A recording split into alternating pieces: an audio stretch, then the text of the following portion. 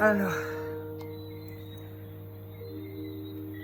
je vais aborder un sujet, je pense, ultra important avant d'aller me coucher.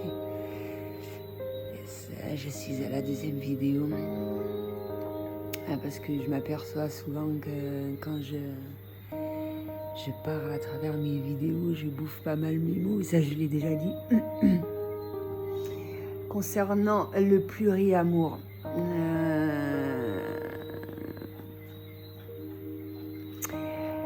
essayer d'aborder un petit peu tout. Je me rappelle, je me remémore quelques vidéos quand même pour éviter de répéter. Alors, le pluriamour. Hormis ce que j'ai déjà dit, c'est-à-dire qu'il faut vraiment être sur la même longueur d'onde, être dans l'amour, que c'est progressif, d'accord, parce que quand, en tout cas, ça se produit, mine de rien, il y a un fort amour intense et surtout quand les gens se connaissent depuis un petit bout de temps, ça va, c'est plus facile pour ces personnes-là. Mais lorsque c'est quelqu'un, comment dirais-je, que l'on vient de rencontrer, c'est comme tout couple normal. Et moi, je pense aux liens d'âme, toutes sortes de liens d'âme, âme sœur, âme jumelle, etc., etc. C'est pour ça que je parle qu'il est important de libérer des blessures. Et selon la libération de ces blessures, on pourra savoir si le chemin sera plus ou moins long ensemble. Ça peut être très difficile, d'accord ? Il ne faut pas voir ça comme ça d'emblée. Ça va dépendre depuis combien de temps également qu'on est dans la spiritualité, qu'on ait pris conscience d'un certain nombre de choses. Il est clair que lorsqu'on aura pris cette habitude-là relativement tôt, ce sera plus facile. Ça ne veut pas dire que, par exemple, pour mon cas, j'étais dans le refus de cela, c'est que je n'ai pas été face à ce genre de situation-là. Ça ne veut pas dire que je rejetais cette idée, etc. Mais encore faut-il que... C'est pour ça que c'est important, hormis l'éducation et ce qu'instaure la société, de faire des choses qu'on aime pour soi, de s'aimer soi, de faire ce travail d'estime de soi. Ça permet de faire des choses qu'on aime et d'accepter les personnes qu'on aime, d'effectuer des bons choix également, etc. Et ça peut arriver qu'on peut trouver des personnes, mais ça c'est dans toute forme de relationnel, d'accord. Et pour moi c'est super important de dire les choses franchement, de communiquer afin d'améliorer son relationnel, etc., etc. Mais c'est clair que par rapport à ce que je ressens, à un petit peu tout, on va ressentir ce qu'il faudra faire. C'est-à-dire que, alors encore plus quand tu viens de rencontrer une personne, etc., quand tu es très respectueux, quand tu es dans l'amour inconditionnel, toutes ces choses-là, tu vas... ça peut arriver que tu aimes, dans toute forme de la relationnelle, une personne intensément, mais ça, on le retrouve plus concernant les liens d'âme et les âmes sœurs, d'accord ? L'amour est plus intense. Et j'ai bien expliqué que même si tu croises ta flamme jumelle, et même si les blessures sont tellement profondes que ça va prendre énormément de temps, et je me disais ça quand est-ce hier soir, hier soir ou tout à l'heure, il y a des personnes, ça peut prendre peut-être 3, 4, 5, il y en a que ça peut prendre 10 années. Et cet amour-là est intense et c'est très difficile. Imaginons l'amour lambda est très difficile d'en guérir et de retrouver la vie à la normale, etc., etc. Quand c'est un amour de flamme jumelle, si on ne fait pas attention à prendre soin de soi, etc., etc., ça peut être très difficile et de retrouver une personne comme sa flamme jumelle, mais quand le travail a été suffisamment fait et on a décidé de ne pas rester avec cette flamme, pour la personne dont le parcours est fini, on peut retrouver cet amour-là vis-à-vis d'autres personnes qui sont sur la même longueur d'onde que soi.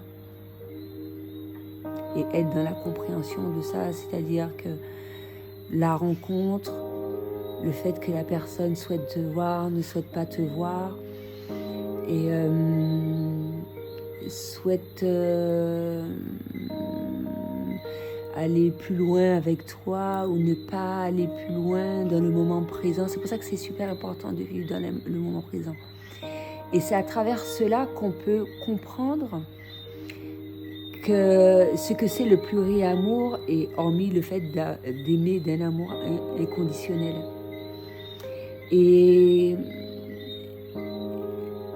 c'est là qu'on voit le travail sur soi, quel impact que ça a sur nos décisions, parce que peut-être qu'il y aurait quelques années de ça, j'aurais peut-être agi autrement, mais moi je laisse tout se faire de manière naturelle. Si la personne doit rester plus ou moins, on doit se voir plus ou moins longtemps, etc.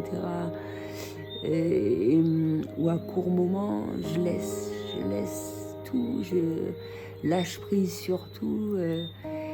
Je ne le prends pas mal. Pour moi, c'était un agréable échange. J'ai appris plus à travers de cet échange-là. C'est super important pour moi que la personne ne se sente pas mal à l'aise. Donc, quand on est sensible à ça, on est respectueux et on aime une personne intensément, on va tenir compte de tous ces éléments-là. On va laisser. Et ça ne veut pas dire qu'on va oublier cet amour, etc. Mais on saura vivre avec cela. Et accepter. Alors, lorsqu'on a fait les autres travaux sur l'envie, toutes ces choses, parce que quand plus on sera en conscience, c'est comme l'amour en conscience, toutes ces choses-là, que tu auras d'agréables échanges avec un certain nombre de personnes, ce sera important pour toi de garder ce relationnel loin, plus ou moins, etc. Et comme je le disais, tu vas rencontrer un certain nombre de personnes de manière temporaire, voilà, et puis c'est tout. Tu vas profiter quand tu vas te sentir gêné, tu vas te retirer quand tu vas être très respectueux vis-à-vis des ressentis des personnes. C'est super important pour soi, quoi. Mais ça ne veut pas dire que tu ne les apprécies pas, etc. Alors, on me dégage les trucs en même temps. Mais de toute façon, ça se ressent quand quelqu'un est dans l'amour, etc. Mais il ne faut pas être... Après, ceux qui sont contre, ils se pensent que c'est impossible pour eux, etc. Il n'y a pas de souci. Comme je le répète constamment, on n'impose pas les croyances aux autres. Mais moi, je suis désolée, j'aime. Déjà par rapport à mes capacités extrasensorielles, c'est très difficile de cacher. Donc, et j'estime que si je suis arrivée à ce level-là, c'est que voilà, quoi, ça pose pas problème pour moi d'échanger, de dire un certain nombre de choses. Comme je l'ai dit dans un certain nombre de vidéos, il y a des choses dont certaines personnes ne sont pas prêtes à entendre, même si c'est de l'amour. Même si c'est de l'amour, donc je vais le dire comme je suis assez spontanée, pour moi c'est normal. Mais, ou peut-être se trouver dans un lieu à ce moment-là qui soit dans une bonne ambiance et tout, et prendre les choses de manière très positive et tout ce qui s'ensuit en fait. Et donc ouais, quand on a fait un travail relatif, on sera dans l'acceptation de toutes ces choses-là. À la rencontre, à la personne, la décision de la personne, à la séparation. Et nous, à travers notre travail sur soi, de se dire non, c'est trop, non, il y a des choses que je supporte pas, je suis pas prête, ou non, c'est pas le style de personne qui me convient, ça ne m'empêche pas de t'aimer, mais je ne veux pas, je ne veux plus te voir. Par rapport au cheminement que j'ai effectué, c'est super important d'avoir des personnes positives, etc. Et dans la relation couple, c'est encore plus important parce que si on est amené, il y a beaucoup plus d'intimité, même si dans la famille il y a l'intimité aussi, hein, mais tu vis plus ta vie de couple que vie ou d'amis, ou ça va dépendre de quelle chose qui vient à toi, etc., du moment, etc., etc. Mais si tu es amené à vivre ou fréquenter une personne, tu vas la voir plus souvent, plus ou moins, etc. Ça va dépendre à quel stade et tout. Et selon ce que tu vas choisir de faire, c'est super important, en tout cas pour le pluriamour, de trouver des partenaires qui sont en accord, en harmonie avec cela. C'est pas possible d'avoir un pluriamour et puis avoir une personne négative, positive. Ou si c'est un négatif, c'est un bon négatif. Donc voilà, selon l'évolution de tout un chacun, même si moi j'estime que quand on arrive au stade de pluriamour, quand même on a atteint un certain level, parce qu'on ne cache rien, c'est fait normalement, on n'en veut pas à la personne si elle s'éloigne, si elle souhaite machin, jusqu'à ce qu'elle prenne la décision et qu'on lui impose pas, qu'on lui dise pas oui, j'ai envie de machin. Bon, on peut en faire part sans pour autant de sentir de pression, ni que la personne soit vraiment libre. Et ça se fait naturellement, mine de rien. Ça se fait naturellement. Donc voilà. Il n'y a pas à se cacher des trucs, tu respectes, tu sais comment ton partenaire ou ta partenaire ou la personne que tu as rencontrée est. Tu y vas avec à petits pas. Et puis même si... c'est comme moi, ça m'est déjà arrivé qu'il y a des gens qui me disent que ouais, je les aime trop, tout ça, ça fait fuir et tout. Je leur en veux pas. S'ils sont venus à moi, c'est pour une raison bien particulière. Peut-être qu'il leur faut du recul, ou bien qu'il faut cette séparation-là, tout simplement. C'est tout. Mais en tout cas, ce que je sais, c'est que quand je rencontre ce genre de personnes-là, il y a un travail qui a été fait en présence dans la matière. Dans la matière. Parce que de manière éloignée, ce sera totalement différent. Ça peut être très intense quand il s'agit de liens d'âme. Ça m'est déjà arrivé de me dire que ouais, j'ai oublié ce lien d'âme, etc. Et puis que je fasse un rêve et puis je me réveille en pleurs. Comme si j'ai vécu le truc dans la vie réelle. C'est pour vous dire comment ça peut être intense et comment c'est bénéfique de mettre cela de côté, d'oublier un peu, pas oublier totalement, tu n'oublies pas l'amour, mais il faut de ça pour continuer sa vie. Parce que pour certaines personnes, imaginons ta flamme jumelle, elle part, elle est plus de ce monde, et c'est tellement fort, c'est insupportable, et Il y en a qui partent tout de suite après leur flamme jumelle. Ça peut arriver également. Et peut-être que c'est la meilleure des choses également. Les choses sont bien faites, on ne peut pas lutter contre ça. Si des choses doivent survenir, ça doit survenir. Mais à travers toute cette démarche, je pense qu'il est super important de faire ce travail sur soi au cas où, et que de ne pas se dire que oui, j'ai rencontré ma flamme jumelle, mais je l'attends seule, tu ne sais pas de quoi demain est fait. La vie est tellement courte par rapport à différents éléments, et puis des fois tu peux te dire que oui, tu l'attends, et puis au final c'est pas ta flamme jumelle, ou bien je sais pas qu'est-ce qui peut se passer. Il y a tellement de trucs qui peuvent se passer, et puis tu peux en vouloir à la personne parce que non, il faut vraiment faire des choses pour soi de prime abord, pour soi, et penser à l'autre, et à travers tout cet amour-là, laisser les gens, si c'est pas possible dans l'immédiat, de les laisser vivre, les laisser recommencer leur vie. Au contraire, aimer d'un amour inconditionnel, c'est laisser les gens choisir. À partir du moment que tu es dans l'amour, il faut laisser les gens. Laisser les gens vivre.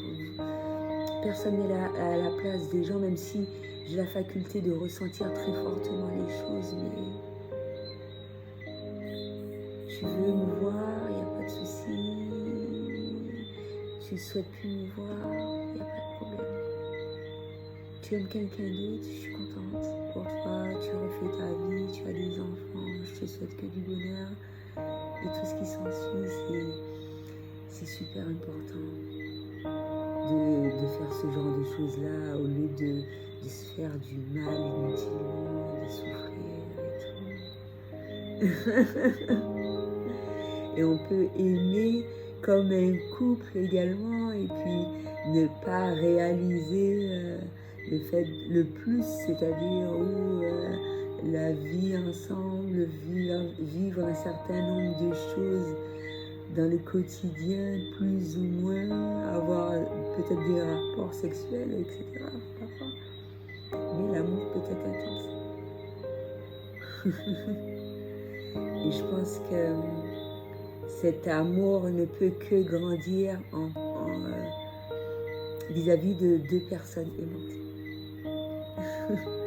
Tu peux pas aimer, et puis, ou même si peut-être que de prime abord la personne t'aimait, et puis par rapport à différents éléments, le feu s'est éteint. C'est la vie.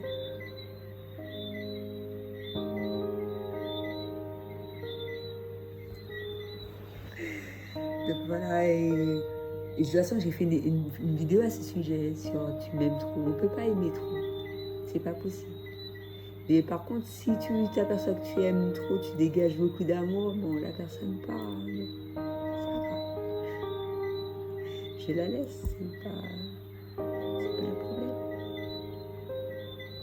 On peut aimer l'amour peut-être plus ou moins intense selon l'individu. C'est humain d'aimer. C'est humain. Tu n'es pas obligé d'aimer de la même manière, etc. Oui, je pense que c'est important, mais ça ne pose pas problème. Pour moi, échanger, parler, tu aimes. Tu t'assieds à côté d'une personne, tu aimes la personne. Moi, j'aime pas la personne, je ne vais pas m'asseoir à côté d'elle. Et si tu m'aimes pas, c'est pas grave. Tu as le droit de ne pas m'aimer. On ne force pas aux gens de nous aimer. Et c'est là que c'est important d'avoir suffisamment d'amour en soi. Parce que tu vas voir que la personne ne t'aime pas. Tu vas dire, oh, c'est pas grave. Elle fait ce qu'elle veut. Les gens sont libres de faire ce qu'ils veulent. Il y a différentes façons d'aimer. Il ne faut pas tout confondre. Et puis respecter un peu tout le monde. Les ressentis des gens de prime abord, etc. Laisser les gens aller à leur rythme, etc. Même si une personne que tu vas plus jamais revoir et tout, pas de problème. On peut aimer de différentes manières en effectuant un échange, en apportant un message, une parole. Et c'est tout, ça ne veut pas dire que voilà, peut-être qu'on ne va pas être amis, peut-être pas, on ne sait pas. Mais on sait quand c'est agréable. On sait quand c'est agréable, quand c'est possible d'échanger plus et qu'on souhaite revoir cette personne dans toutes ses formes de relationnel. Ça doit venir de soi. Si tu peux aider la personne, tu peux lui dire ouais, je sais pas, bon, si tu veux, tu peux passer me voir, il n'y a pas de souci. Donc voilà. Et je pense que c'est super important également pour le couple de ne pas se mettre, surtout pour les personnes super sensibles, de se mettre des trucs dans la tête, on ne sait pas, on prend une décision. De toute façon, quand on est dans l'amour, on ne se met pas trop de trucs dans la tête. Vivre les choses librement et au feeling et tout. On se lâche. Et si quelque chose doit se faire, ça doit se faire. Si c'est une amitié, si c'est plus, voilà quoi. De toute façon, tu le ressens ça. Tu le ressens. Et si, voilà quoi. C'est super important de ressentir. C'est pour ça que j'aime pas trop les réseaux, même si j'arrive à ressentir à travers une photo, etc., etc. Mais si quelqu'un est amené à rencontrer quelqu'un par le biais des réseaux sociaux, je pense que c'est décisif quand tu rencontres la personne physiquement. Ça rappelle matière virtuelle, etc. Parce que des fois, tu te dis, de toute façon, tu viens de croiser la personne. C'est quand tu l'as en face de toi, à ce moment-là, tu te dis que oui, effectivement, elle me plaît plus que je ne le pensais, ou non. Mine de rien, moi je trouve ça rude quand même. Il faut avoir une force quand même pour faire ce genre de choses-là. Mais ça ne veut pas dire que ce n'est pas possible. Comme j'ai dit, il y a des gens que j'ai vus sur Internet, que j'ai croisés par la suite physiquement. Voilà. Des fois, ça ne se passe pas comme on souhaiterait que ça se passe ou comme on penserait que ce se serait passé. C'est absolument merveilleux. Quand on n'a pas trop d'attentes, voilà. C'est ça. Quand on n'a pas trop d'attentes, c'est merveilleux. Et quand on arrive à prendre du recul et se remettre en question. Et je pense que c'est à travers cela que les retours peuvent se faire. C'est uniquement les remises en question. Plus ou moins, ou si la personne se sent prête, plus ou moins, etc. etc. Donc voilà. Je pense un petit peu le topo sur Pluie et amour, flamme jumelle, lien d'âme. Comme je l'ai dit, quand on finit son parcours, notre amour devient tellement grand, donc on a la possibilité d'aimer. Après, selon ton expérience, encore une fois, tu sauras qui est-ce qui te correspond le mieux ou pas. Tu le sauras, ça viendra tout seul. C'est pas à quelqu'un de te dire que ouais, il faut tel type ou tel machin. Tu le sauras. Ça viendra de par soi-même à travers les questions, à travers les ressentis. Plus les choses sont vécues, mieux les choses sont claires, je pense. Donc voilà. Et c'était tout ce que j'avais à dire pour aujourd'hui. À bientôt.